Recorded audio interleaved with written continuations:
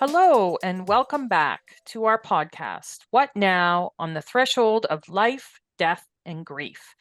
I'm here in the studio with my friends and colleagues, David Kennedy.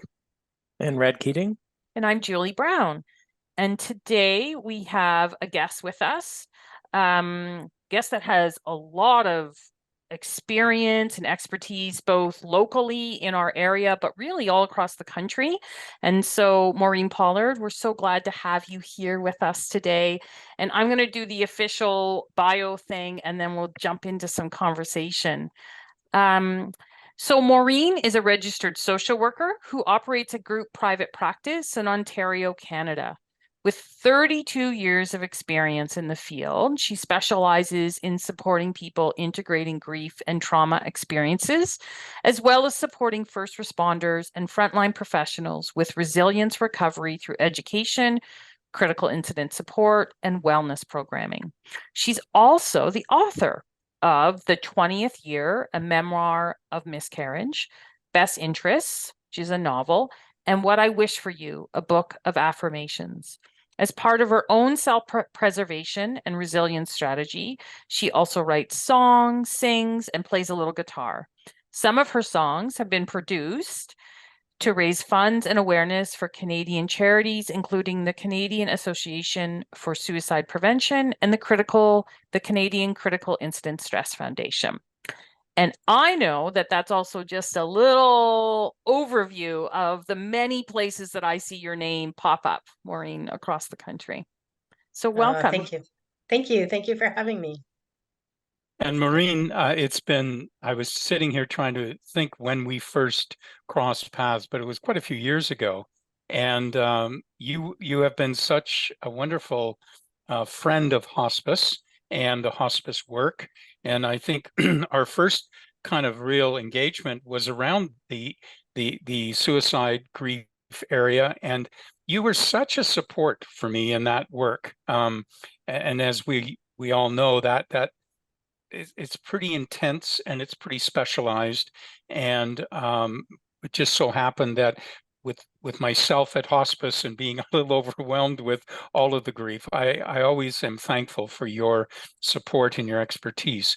And I know that you lived in Cobourg, and yet you were very, very gracious in making possible both here in Peterborough, and also we did work with you in Cobourg a bit in sending. But it was always so great for me to know, okay, I know somebody who I can refer to, who I trust. And so I've always held that. And thank you so much for that, Maureen. And so delighted to have you here tonight. Oh, thank you. And it's been a pleasure to work with you over the years and all the times our paths cross. It's a pleasure to do this work together. Thanks. So tonight, we really want to, we know there's so many different areas around this work, around traumatic grief, but we thought we really wanted to give some specialized time to the topic of grief as it relates to a death by suicide. And it's something that we sometimes struggle to talk about, struggle to understand, struggle to maybe how to support others. And so we thought that that's where we would dive in. But we were hoping maybe we would just start by getting to know you a little bit more, Maureen. Could you just tell us how you came to be doing this work? Sure. Yeah. So I started my private practice in 2011. And in my private practice, my focus was always really about traumatic grief. And I began kind of working with pregnancy and infant loss first, because that was an area where I had a lot of passion to provide bereaved parents with support. And as I did that work, I became more and more known in the community and was getting referrals for other kinds of traumatic loss, including the the suicide loss, right? And so as I just kept doing the work, it became so apparent there was big need. And so, my own personal experience of suicide loss is really as a professional, as a survivor. I don't have a a personal loss in my close friends and family life, but through the course of my work over 32 years, I have lost a few people, colleagues, or people that I've worked with have died by suicide. And so I have this connection to this kind of loss. And so it's become also a big focus of my private practice and the work that I do. Why do you think we, well, this is what I believe, we often really struggle in how to support people. Even if I'm a friend, a neighbor, a family member who is grieving for a death by suicide. Why do you think we get so confused or bewildered around how to do that?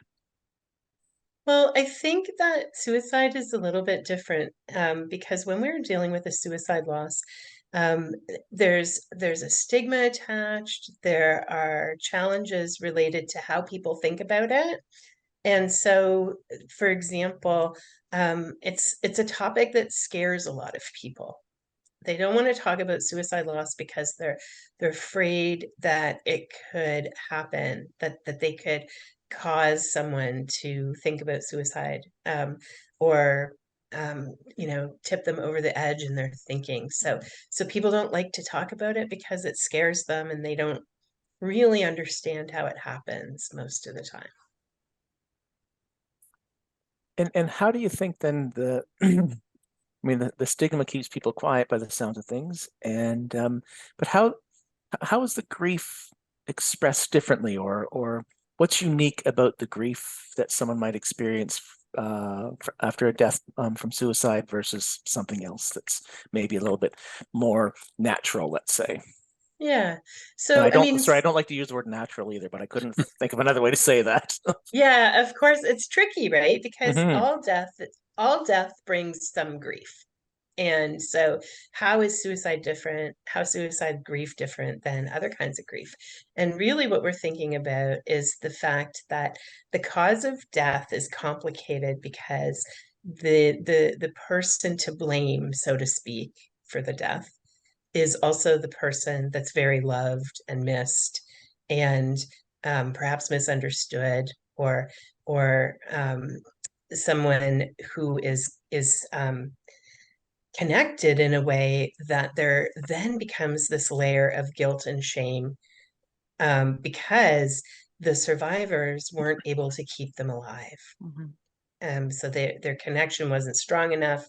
Um, their um, their loved one maybe, there are lots of complicated ways that suicide loss happens. So maybe they didn't know their loved one was thinking about it, or maybe they knew, but they didn't think their loved one would ever do that, Mhm. die by suicide.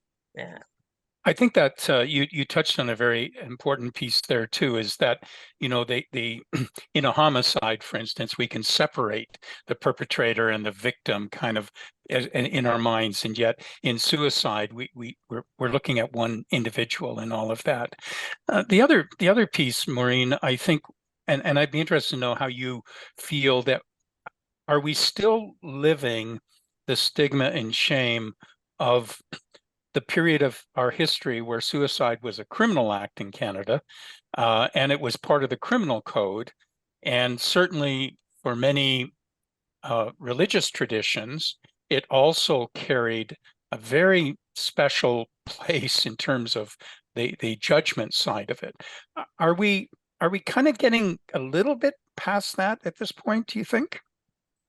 So I do think we're getting past that, but I do think that a lot of the stigma that we notice around suicide loss is related to the echoes of those past thoughts and laws and rules and beliefs, right? The language is changing. So instead of saying someone committed suicide, we are talking more about the fact that they died by suicide, um, which is less of a stigmatized, less of a blaming language, and identifies it as a cause of death, not a crime.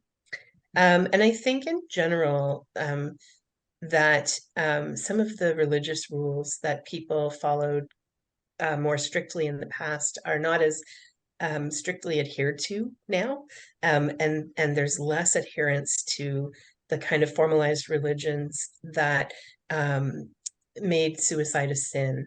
And so I think that we are moving away from it, but that the stigma is an echo of those past thoughts and beliefs. Yeah.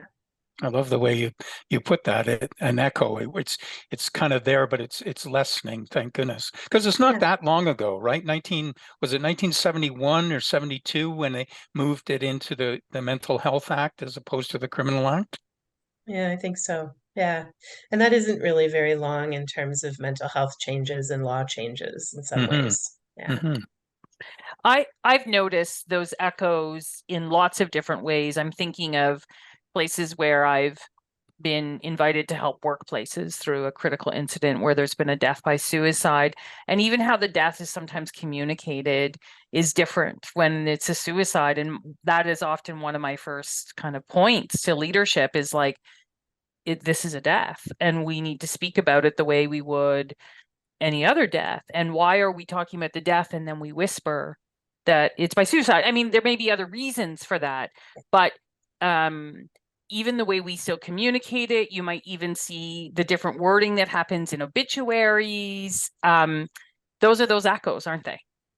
They are those echoes, and the fear of not only the person who died being judged, but the survivors being Absolutely. judged. You know, that fear that they weren't good enough to keep their person here, that they didn't know, that they didn't do everything they could, which is, not true in my experience. Everybody's done everything they could with what they knew at the time. And so those things that you speak of, there are survivors who don't tell people how their loved one died, which means that they live with the pain of suicide loss in isolation. That's right. Yeah. That's right. I was going to say that it's the remnants of maybe what you were talking about in terms of the law and it moved, but that sense that the remembering that guilt and shame are incredibly powerful emotions, whether it's warranted or not. But that guilt and shame, like you said, can keep people really, really isolated, and they won't say how a person died out loud, and it's whispered or said, off to the side. And so it's just sort of that sense of working really hard to alleviate or to lift that guilt and shame off of this kind of a death, so that people aren't so alone and so isolated. How do you do that? How do you fight against that incredible force that we call guilt and shame? I think, in my work with people with guilt and shame, really the antidote is self-compassion and finding ways to really work towards forgiveness. So forgiveness of the person who died, forgiveness of society, that it is the way it is, that leaves people in such pain that they die by suicide, and then forgiveness of the self and compassion for the self. And often it really comes back to what I said, which is that my belief is we all do the very best we can in the time that we have with what we know. And as we learn and we grow, we do better maybe, but we can't do any better. We can't move any faster than we can. And so when we can accept that about ourselves and forgive ourselves for not knowing something or for not doing something in a compassionate way, we can combat shame and guilt, and help people sort of just be with what is in a gentle way. One of the most powerful phrases that I have found to use with families of suicide surviving is that no one deserves to be remembered only by how they die, and suicide and homicide and those dramatic deaths often become, that's the memory piece, and that's a horrible thing, that nobody deserves that. Nobody deserves to be remembered only by how you die. But those are they're huge pieces at the moment that's when, you know, that fear, that stigma, and the resistance to being open and honest with people around it. But it's not fair. And I've found if families could understand that you're continuing to hurt that person by trying to hide things. But it's a powerful, you're right, Red. Those two emotions are powerful emotions for us in grief around suicide, for sure. Mhm. And I often tell survivors when I'm working with them, whether it's individually or in couples or groups, families, however it is, I talk to them about the fact that um, I can't absolve them of guilt. I can see their situation differently, and I can give them a perspective that's different than what they see themselves, that may help them find some peace or compassion for themselves or forgiveness for themselves. But it's their work to do.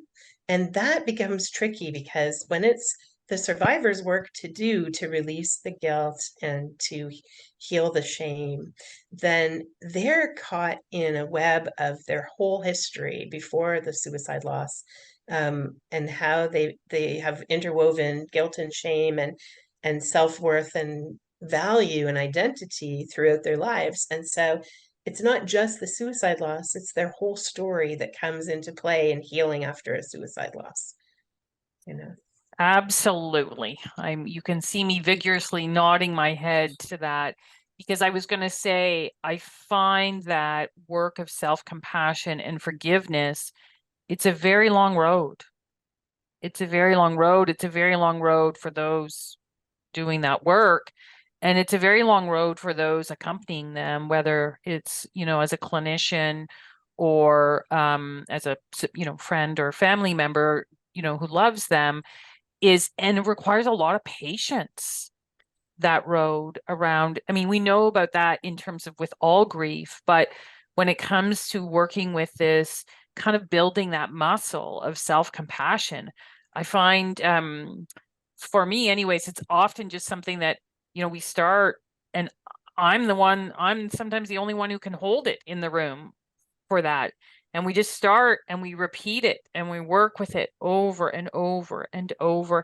And I often find it doesn't penetrate for quite a while. And that's okay. We can even just work with the idea of forgiveness or the idea of self-compassion till we can work to a place where we can really embody it and feel it in a more wholehearted way. But Yeah. but it requires a lot of patience and like work with that, and work at a time when we're already just working so hard to just kind of keep breathing and getting out of bed, you know? Yeah. Yeah. Yeah, I think you're right, Julian. And our job when we're supporting people who have survived a suicide loss is really to hold that space and hold the belief that they can come to Yeah. self-forgiveness and self-compassion. And really the road to healing after traumatic grief is about 3 to 5 years long, Yeah. right? You know, the first year, I always call the first year trial by fire, because you are thrown into this raw, open, wounded place. And the first year, you can't even believe you're there. And so you go in and out of numbness and shock and denial and all of those things. And sometimes you touch the reality and skitter away from it, you know? And then in the second year, you know, you get to the end of the first year and you're like, okay, we made it through the first year. But then as you start the second year, the rest of the years loom in front of you.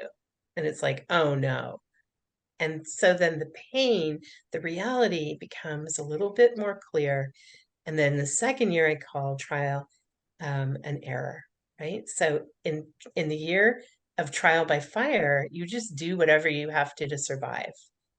And then in the year of trial and error, you're like, okay, last year we did this thing at Thanksgiving or, you know, whatever, somebody's birthday, Mother's Day, Father's Day, and it didn't work. We didn't like that. We're going to try this instead. Or, you know, last year when we did this really nice thing at Christmas or Hanukkah, you know, that really felt good. I want to do that again. I want to make that our tradition. And so trial and error over the second year helps people find a way to honor their person to accept the reality of this kind of loss and to make peace with whatever they can about suicide. And then in the third year and beyond, they sort of settle into those routines and rhythms, until some rogue wave knocks them off balance again down the road, right? I think the idea of making peace with that suicide, I mean, all deaths have snags that will catch us. There's no question.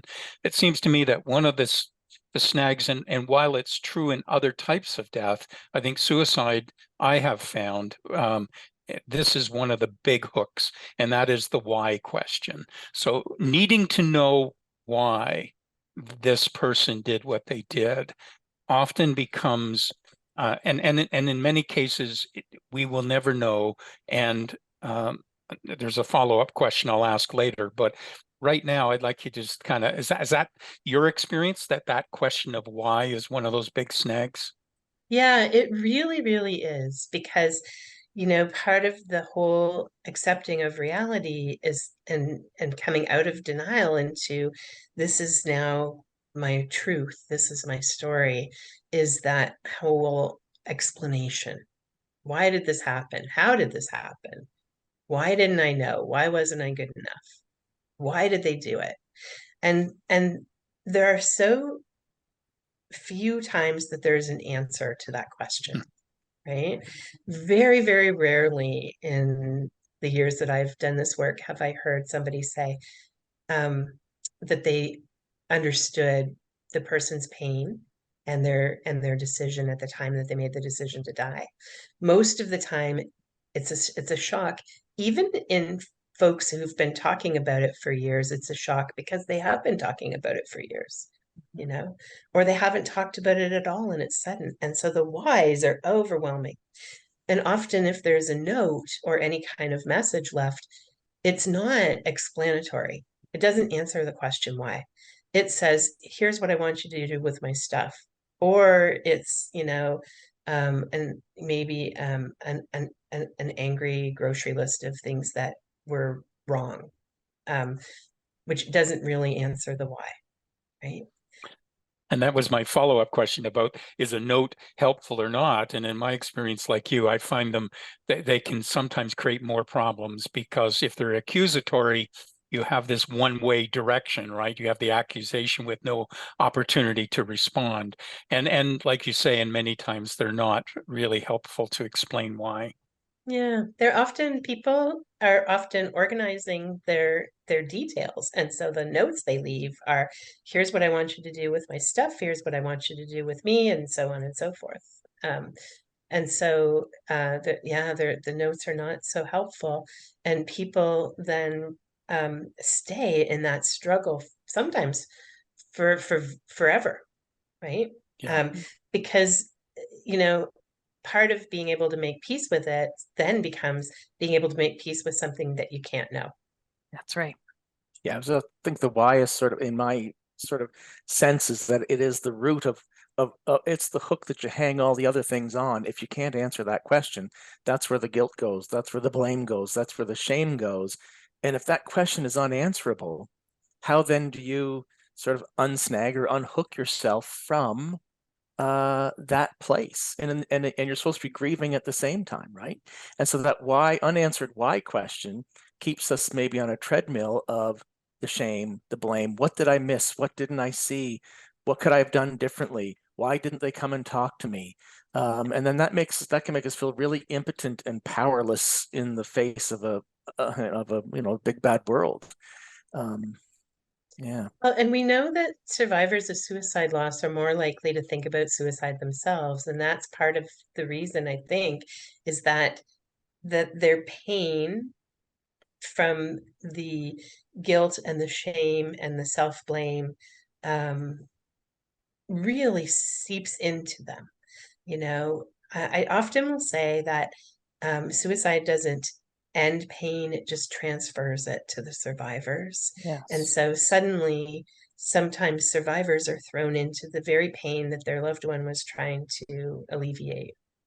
And then they understand that that pain in a way that they maybe didn't before. And they struggle with staying here, with holding on, with keeping breathing, depending on their circumstances. Sorry. I wish I could remember it, but what you just said, I heard another phrase, and I wish I could remember who wrote it. Was that someone puts their emotional skeletons in someone else's closet. Yeah. Yeah. It's true, right? It's a handoff in many ways. Yeah.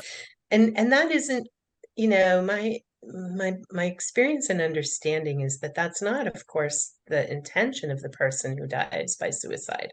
They believe that they're that they're a burden.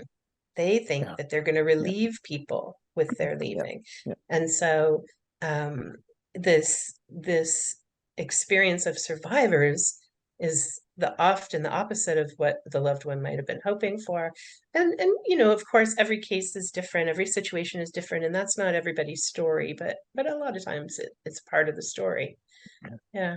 And I don't think that comes with judgment. I think it's more just an acknowledgement of the effect, right? Yeah. Yeah, exactly. Yeah. Maureen, what's the work? What's the work when the person, the survivor, then starts to really contemplate suicide, death themselves? They're in this enormous pain, that transference of pain. And so for those of us supporting that person, now we have supporting them in their grief and the trauma, but now we're worried about their life, about just their safety. So when I work with folks who have experienced traumatic loss, really of any kind, but especially suicide loss, I spend a lot of time up front talking to them about surviving. And one of the ways that I talk about that is to do that one breath at a time. When the pain is very big, all you need to do is take one more breath and then take another breath. And if you continue to take breaths, something will shift. And I also often operate as a bit of a container, as you mentioned earlier, right? I hold the belief that they can survive until they can hold it for themselves. Absolutely. And so I share with them my belief. I let them know. People often like to hear that other people have survived. It's one of the things that's so powerful in work with survivors of suicide loss is peer support, is connecting people with other folks who have survived this kind of loss and are making a life for themselves, even though it's not the life they thought they were going to have. And that's exactly the question I was going to ask you. In your experience, is it helpful for them to be in a group as opposed to always just the one-on-one? Yeah. So I think one-on-one is great. It gives people space for just their story and just their work, right? So they're very personal, information, story, experience can take up the whole space. But group is also really powerful, and I like the combination of both. I like a combination where people have the spotlight on them and somebody's full attention for a time, and they have a shared table or room where they connect with other people who get it. Because despite the prevalence of suicide in our communities, because people don't talk about it very often, there are a lot of problems with trying to talk about suicide loss just in general circles out in the public. So when you bring people together around the table and they've all had a similar loss, every person has lost someone by suicide, there's almost an ability to relax and lean into the reality of that grief. What does that mean every day to them? What does it mean in terms of the memories that they have, the images they've stored, the stories they have to tell, the pieces of the story that have jagged edges, And so I think that group support, peer support, is often more powerful than individual counseling, because an individual counselor can't give that over and over the way that a group of 8 or 9 other people around the table can. Mhm. And that, as you say, what I've witnessed in being part of those groups is that ability when they're in different places on their grief journey. So the person who is 7 years out speaking with the person that is 4 months out, right? There's something about, and then you'll see their head nods around the table. You'll see, and I also find the things that they could say to each other, I probably wouldn't say to them, but they can say that to each other because it's valid. Like Yeah. they're able to receive that. I think that it's good for folks at all stages to be around that table, because the folks who have been grieving suicide loss longer can see themselves with fresh eyes in the That's right. newly bereaved. Yeah. And that's also a way they can find some compassion for themselves, is by looking at the newly bereaved and saying, oh, I was there, right? And turn a bit of that to themselves, as well as showing the way for the folks who are just in their very rawest grief, right? I think that, sorry, sorry, Red, go ahead. I was going to say, I just think that's important to say, because so often individual is great, but people seem to think it's better somehow. Mm. And I think it's important for us to make that point and make that distinction, that sometimes a group can do things and add a dynamic that one-to-one just can't, and it can potentially be even more helpful for everyone in the group. And so I think that's important for people to hear. Yeah. I especially believe that about any kind of loss that has stigma attached. Being in a room full of people who get it and where there is no stigma is really empowering and really healing over time. It's helpful if it's facilitated so that people have some guidelines around sort of not giving advice or being pushy and taking turns and sharing the air and that sort of thing, you know. But I don't know that that's 100% necessary, but I've found that it can be helpful to have that kind of facilitation to make it to make sure that all group members' needs get met and balanced. But I also think that there's some really amazing peer facilitators doing that work too, who have great skills. So it doesn't have to be like just a professional. I think too, it's important to note, and I'm glad we've brought that up, because you're right, Red. People automatically assume that individual is the only real kind of help.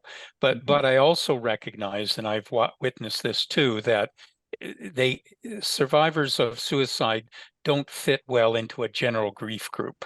I mean, I like the idea of they really need their peers. They need others who are in that type of death experience, because if they move into a general grief group, there's a lot of judgment that flows, and some anger and things out of that by other group members, and then that shuts them down in terms of what happened and why, and the ability to explore. So it's not just any grief group that I think is helpful. It's got to be one that has that focus, and I do believe in good facilitation too. Yeah, and I think that, you know, the challenge with integrating a survivor of suicide loss in a general grief group is that you run into the same thing you do in the general public, which is that fear and misunderstanding. People don't like to talk about really tragic and traumatic things because they might have to imagine it could happen to them. That's right. So if it hasn't happened to them, they often just don't want to go there with it because it's self-protective. And in a general grief group, people are going to have lots of their own stuff and going to put those self-protective walls up likely pretty quick. Yeah. Well, and the other danger, and I remember this one years ago, didn't happen here. This person came from another community, and they were put into a general grief group where, this all of a sudden this other person in the group lost it, and they said, my husband he fought to live, and your husband, just didn't want to live. And so there was that immediate inability to even begin to understand the uniqueness of grief and each other's situation. So it does create some challenges. Yeah, it's a similar, I've facilitated groups where there was a mix of suicide and homicide survivors.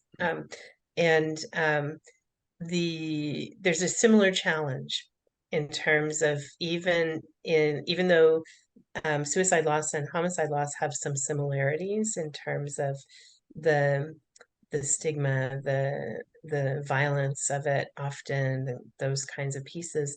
There's still in homicide someone else to blame, Mhm. and it becomes a different perspective. And so when it comes to those kind of losses, I do think that a group of similar peers is most effective in group support. And I think, speaking as an individual clinician who does a lot of work with individuals and families around this kind of loss, you know, I'm only one person with one perspective. And when you have a group of, 8 or 10 people, you've got lots of perspectives and lots of shared wisdom and experience around that table, that is much more powerful than me, and all that I know, even though I've been doing this for a long time and know a bunch of stuff. I'm kind of thinking about, if the concept of the isolation that you spoke about earlier, and how this grief can be so isolating because of the stigma. And I'm thinking, what if I'm a friend of the family, or maybe I'm extended family and not necessarily immediately connected, but what do I need, and what do I need to know about how I support my loved one or my friend who is experiencing this type of death Yeah, or that's a grief? great question, because often it's those kind of extended folks in the circle that are the relied on for supports of different kinds Mhm. if they're able to stay present through it. So I mean, I think that friends and family um, need information. They need some of the same information that we give to the direct survivors, so that they can have a bit of an understanding of suicide loss and the kind of grief that it is, and how guilt and shame and blame and stigma play a part in it in a way that's different than a death from a terminal illness or other accidental type death, that's sudden and unexpected. So they need that information. They need to have a bit of understanding. Once they have a bit of understanding, they need to know that it's not their job to fix the person who's grieving, or to try and fix the situation, um, or to make it better. Because when someone's died by suicide, there is no fixing it and there is no making it better. It's just a fact. And it's a really clear, difficult fact that the survivors have to live with. And so when their friends and family get that, then they can just let it be.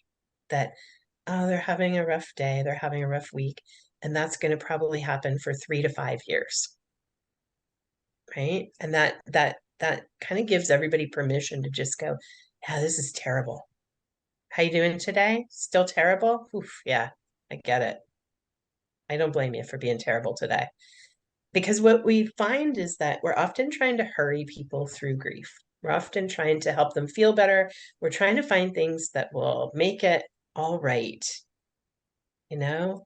Mhm. And it's just not the most helpful approach. So I think that would be a big part, I think, of what would help survivors. I think it's also really helpful for friends and family to know that survivors are at risk of thinking about suicide themselves, and to maybe get educated about how to talk about suicide in a way that is preventative too, right? I have a video that I made. It's basically narrated slideshow that I share with people sometimes when they want to know more about suicide prevention and intervention and postvention. Um, and so I've shared it with some survivors of suicide loss, who have then shared it with family and friends and said, this is how you can talk to me about it, right? And so that kind of education piece becomes really valuable, because it creates a community around the survivors who are like their peers, in a sense, because they kind of starting to get it. What do you what do you see around families. So if it has been a child even an adult child who has suicided, the parents, and if there's other siblings, immediately there's this fear of other children, their siblings, completing suicide as well, and that can really damage the whole family dynamic and the ability to function, because it seems to me that they just are almost not just overprotective, but they're frozen in that protection. Yeah, of course they go into high alert mode where they're hyper vigilant about the safety of their remaining children, particularly for parents. But that happens to people in other kind of relationship dynamics too. But the parents' whole job is to keep their kids alive from the time they're conceived until the time the parent dies, and that's the natural order of things. And so this goes out of order if a child dies by suicide, and it heightens that feeling of shame and blame and guilt for not keeping their child alive, and then transfers over into protectiveness, like you said, towards the remaining children. And so the way that I typically address that with families is to really just put it on the table and say, you know what, this is something that's really common. And sometimes I'll work with family members together and then separately.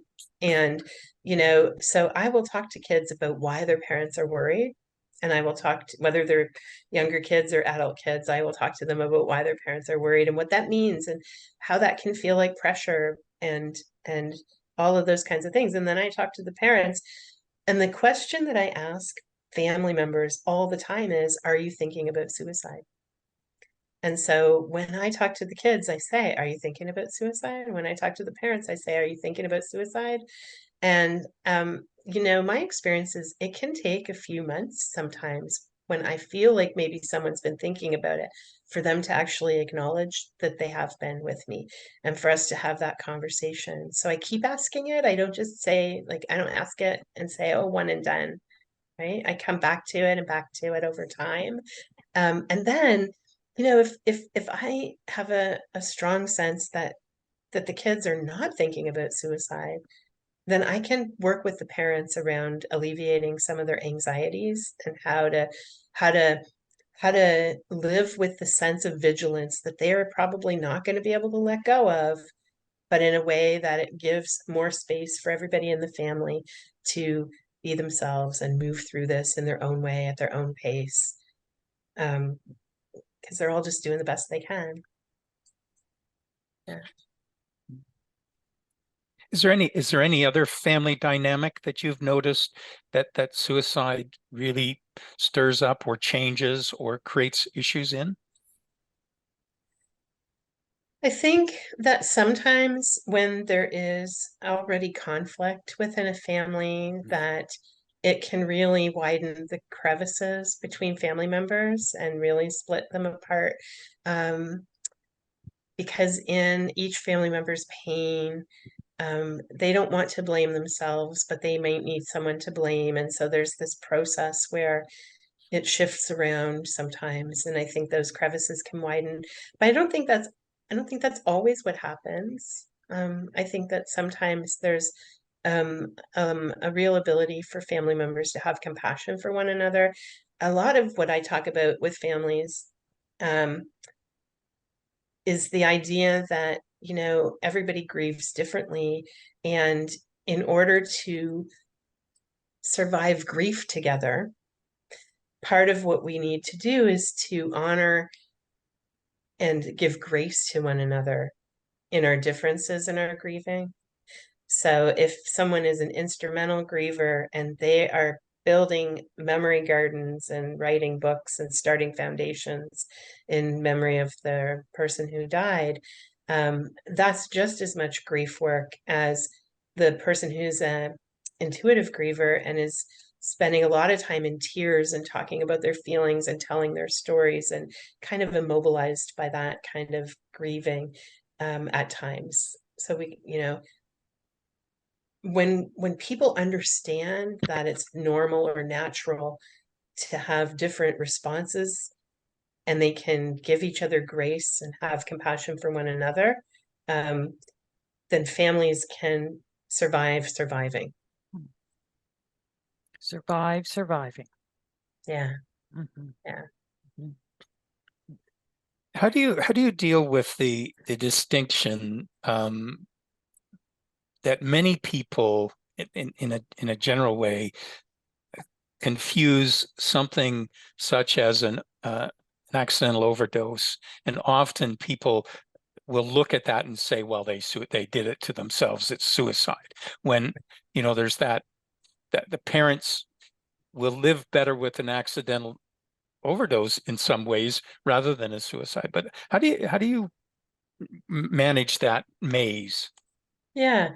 So I think that when there's a question of suicide and it's not absolutely clear, that people often will lean toward almost any other explanation.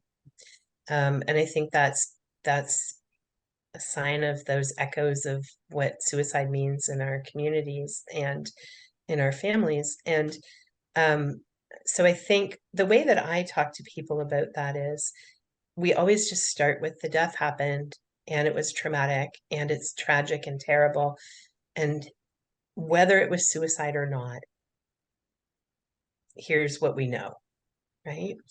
And so I don't usually try to make people land on one side or the other, suicide or not suicide, because ultimately they have to live with whatever they've got to live with. And so I want to let them figure out what they can live with. And we talk about sometimes, what are some of the reasons it could be suicide? What are some of the reasons it could be an accidental overdose or some other kind of accidental death? Um, um, and I find that when they're given the space to question whether it was or not, and they're allowed to explore that idea, that they can come to it one way or the other by themselves, But it often takes several months of talking about that before they can come to that. Mhm. Maureen, I'm aware that there's so much work to be done, and we've said the 2 to 5, 3 to 5 years. And I loved your comment about how we try to hurry grief, because we do that with all kinds of grief, all grief, don't we? Yeah. We do it to ourselves, right? Try to rush ourselves through, think we should be doing better, and then we do it with each other as well. What else is there for us to understand about this kind of grief that maybe we haven't talked about yet? That's a good question. I think, I think that one of the things that is important is the idea that this grief and the trauma of it never leaves a person. Once this is their experience, it's always theirs. And the way that I often talk about that is I say to survivors of suicide loss that it is like they have been handed an ugly package. And so they've been handed this ugly package and it's theirs and they cannot put it down. And so they got to figure out how to carry it forever. And so when we first get an ugly package, and this is always a little tricky over Zoom, but I'll show you as best I can. We hold it as far away from ourselves as we can. We put it way out there because we don't want to look at it or see it, right? But we can't do anything. So we're holding it far out there. But when we hold something at arm's length like that, then it gets heavy. Our arms get cramping and we need to pull them in. Over time, though, we are also becoming more familiar with this ugly package. This ugly package is ours. We're getting to know it. We see, oh, there's that rip or that tear, that stain. And then when we bring it in closer, from way out in closer to us, we start to be able to see a little bit more, right? When we're trying to hold something way out here, then what happens is that's all we can see. When we bring it in a little closer, we can start to see around it again. And then I say, we're developing the muscles to carry it in some way. We're developing strategies and ways to think about it and ways to talk about it and ways to live with it. And then we can kind of put it on our hip, prop it on our hip and hold it under one arm. So we've got another arm free. and our field of vision opens up in front of us, and we're adjusting. We're adjusting. We're getting used to carrying this package. It doesn't, you know, it doesn't hurt the same way. We know it's there. And ultimately, you know, over that 3 to 5 years, what we're doing is we're working on getting it into an invisible backpack so that we know that it's with us. We've got it in the invisible backpack. Sometimes we open the backpack and we take a look and we say, oh, there it is. There's my grief. There's that traumatic loss. There's my suicide loss and the details. And then we put it back away, put it on the backpack. Sometimes we're in the grocery store and we see their favorite yogurt and the backpack spills open and we've got the ugly package in the middle of the aisle at the grocery store, and we got to figure out, you know, how to pick it back up and tuck it back in the backpack right there in the moment. And but it's, you know, I kind of want everybody to know that this is with the person forever. Mm-hmm. And it really doesn't get better. It just gets more familiar. They get used to it. Mm-hmm. We get used to it, and it's and in some ways there's times when we want to open that backpack because we do want to reconnect. I was going to go back and ask you one more question around supporting families or people who are suicide survivors. You know, one of the ways that all of us, including you, in our work, encourage people is to keep talking about the person, use the name. But I find that in suicide, there's a hesitancy more than other types of death, other than children, but that other friends and even family members don't know if they should use the name, bring up the name. How do you see that, and how do you respond to that? So that's an excellent point. Thank you for bringing us back to it, because I think that's another thing that's so important for family and friends to know, that the loved ones who've lost someone to suicide still want to talk about them, remember them. They want to talk about them as more than their death. They want to hear the stories that you have about them. They want to know about your connection. They want to feel the love that you have for their person that died. And talking about a person who died doesn't make anybody more sad. They're already as sad as they can possibly be. It actually helps them feel less alone and more understood when we share those stories and say the name and feel free to talk about it. And that's true of any kind of loss, and it's true of suicide loss just as much as any other. Good. Thank you. So important. Yeah. Mm-hmm. And I'm just thinking back to your concept of being kind to yourself and being gentle with yourself. And you mentioned the concept of forgiveness and somehow reconciling your reality with future or your present too. Yeah. And I just wondered, what does it take to get that box into the invisible backpack? I know it's time. Yeah. Is reconciliation or forgiveness a part of getting it onto your back, or like how does that come? So I think that forgiveness and self-compassion is part of it. I think that it is in part being able to talk about it and think about it, make art about it, to bring that ugly package in close and really kind of get to know it, and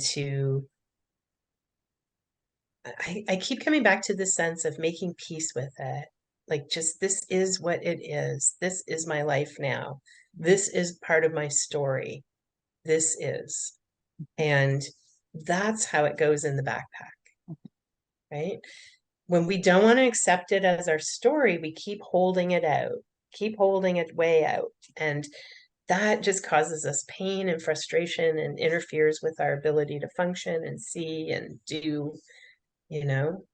And so when we can be with what is real and accept the pain that comes with it, you know, I have a friend who talks about her healing journey in terms of suicide loss as being able to hold the blessings of both, right? And so it was a blessing to know the person, and you grieve them because that love was so deep, and you hold the pain of their loss, and you hold the pain, the blessing of still being alive and finding your way in the world to be and to have a meaningful life and have purpose.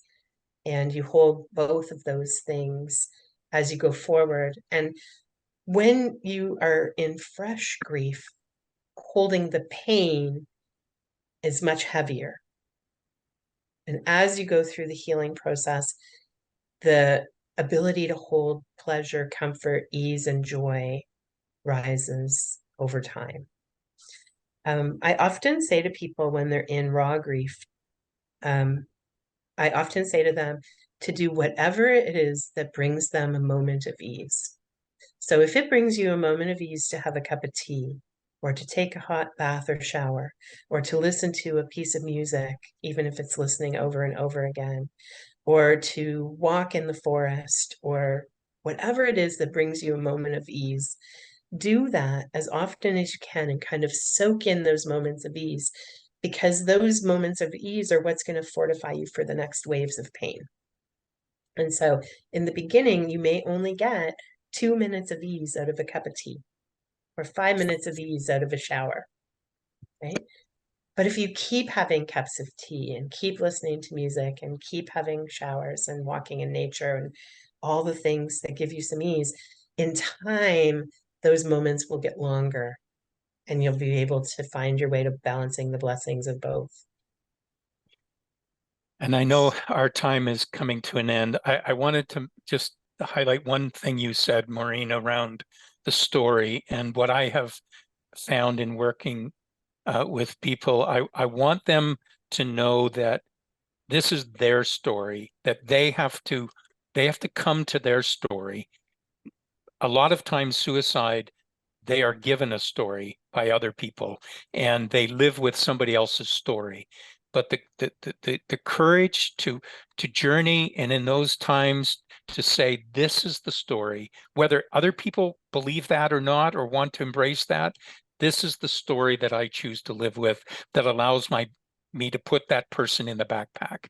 And but so often they live with the stories that other people are putting on them around that event. So thank you so much. You've been, I've just enjoyed our time. It's gone so quickly, but really appreciated that.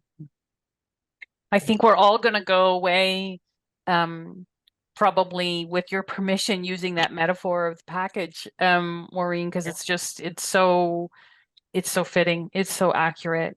And thank you for the work that you do, but the how you do it and how you're sharing it also with other communities and other helping people who want to help and support people. I know you do so much, speaking and training with people, and it's just so important that we get better at this, right? That we get better at this. So thank you for sharing that with us tonight. Yeah, thank you so much for giving me the opportunity to help share this again with yet another audience, because I think the more people who hear these kinds of ideas and thoughts about how we can support people, the more people get supported, right? So, and if I have a moment to just mention that I speak lots, and I also speak on my own podcast, which is the Grief Stories podcast, where we talk about all different kinds of grief and people's experiences and how they're finding hope and healing. So my guests on the Grief Stories podcast are talking about their own losses. Even when they're professionals or artists, they're coming to talk about what helps them find hope and healing through loss. And so thanks for giving me a minute to say that too. Give a listen, everyone. Yeah, absolutely. Yeah. So for those of you who have listened to Maureen in this episode and you want to hear more, you can find her in the Grief Stories. And also you have some novels out there too. Or you have a novel, you have a memoir. I have a novel and a memoir. Yeah, Oh. yeah. Some songs. Yeah, so just I guess to cap it off, I have a song called I Hope You Stay, which I wrote for World Suicide Prevention Day in 2020. And I have a song called One Breath at a Time, which I wrote for International Survivor of Suicide Loss Day in 2020 as well. And both of those are co-written with Murray Foster at the Toronto Songwriting School, who produced them. And they're out there in the world doing the work of sharing information and offering hopefully hope and support to people as well. Yeah. Thank you so much. Thank So we're you. gonna go find those, right? Yeah. Mhm. Yeah. Thank you. Thank you. Thanks, Maureen. Thanks for listening to What Now on the Threshold of Life, Death, and Grief. What Now is produced in partnership with Hospice Peterborough. Music is by Paradise Garage, and technical support provided by Sean and Jonah Heichert. What Now is recorded at Thin Spaces Studios. You can find more episodes of What Now for free on most major podcast platforms, including Spotify, CastBox, Apple Podcasts, and Overcast. If you want to support us, please follow and leave a review wherever you get your podcasts, and tell your friends. It does make a difference.